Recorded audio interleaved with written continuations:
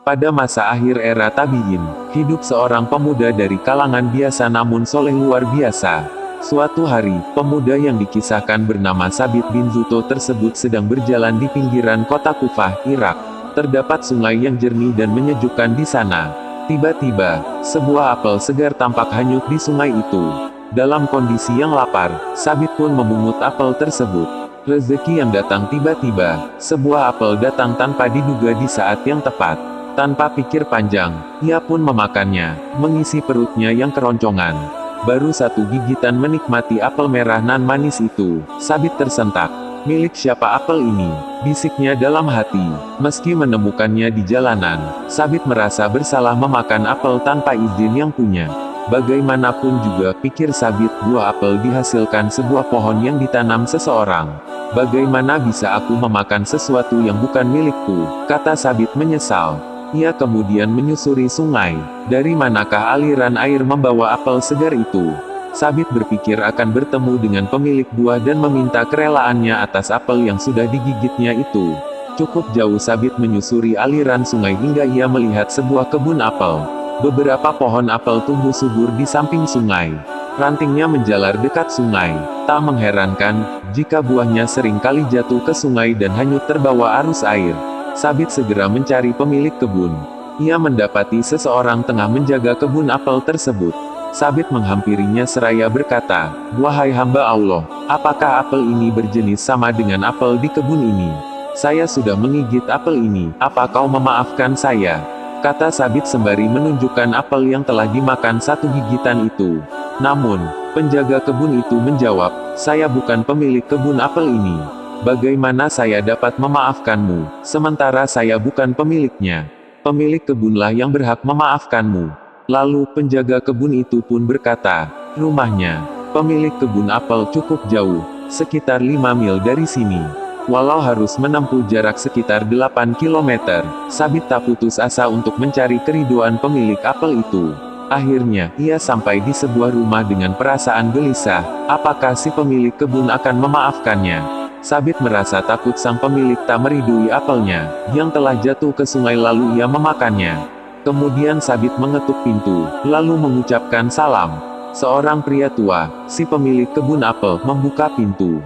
"Wahai hamba Allah, saya datang ke sini karena saya telah menemukan sebuah apel dari kebun Anda di sungai, kemudian saya memakannya. Saya datang untuk meminta kerelaan Anda atas apel ini. Apakah Anda meridoinya? Saya telah menggigitnya dan ini yang tersisa," ujar Sabit memegang apel yang sudah digigitnya.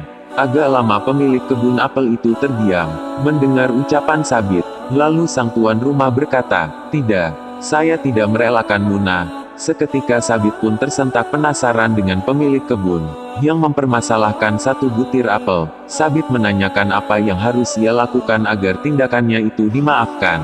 "Saya tidak memaafkanmu, demi Allah, kecuali jika kau memenuhi persyaratanku," pria tua itu menjawab.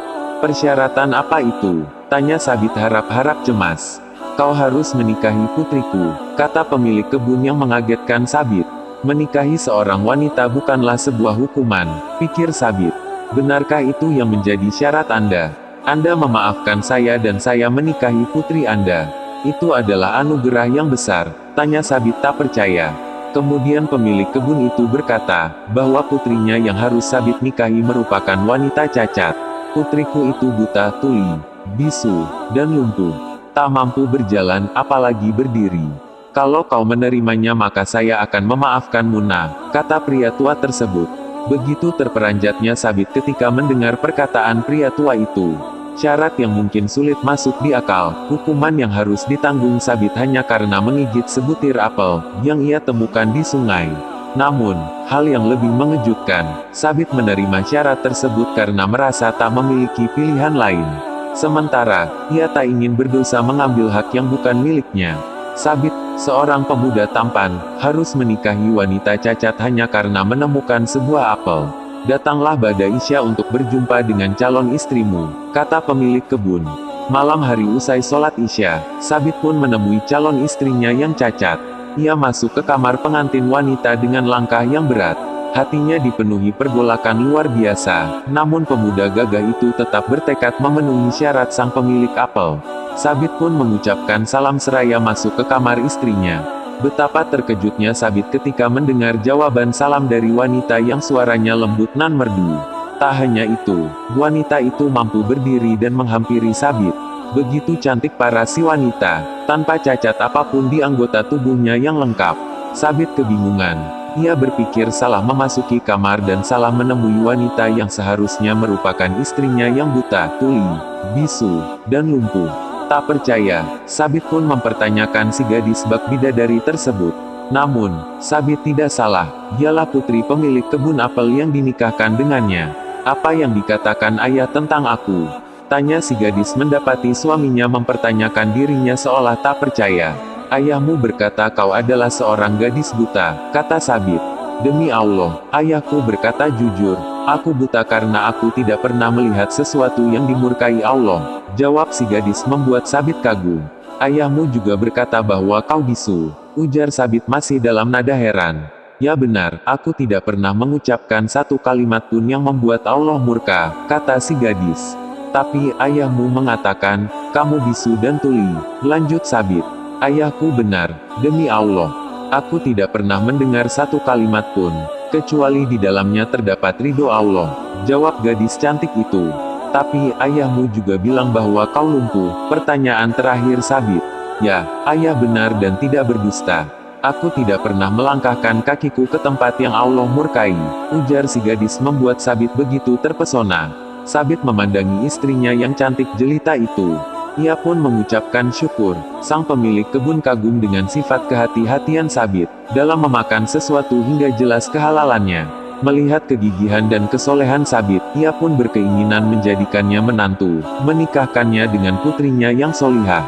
Dari pernikahan tersebut, lahir seorang ulama soleh, yang sangat terkenal, yakni Nu'man bin Sabit atau yang lebih dikenal dengan nama Al-Imam Abu Hanifah.